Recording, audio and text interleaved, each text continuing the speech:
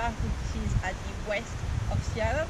It kind of looks like we're in the middle of a set of Jurassic Park and that we are going to be attacked by dinosaurs!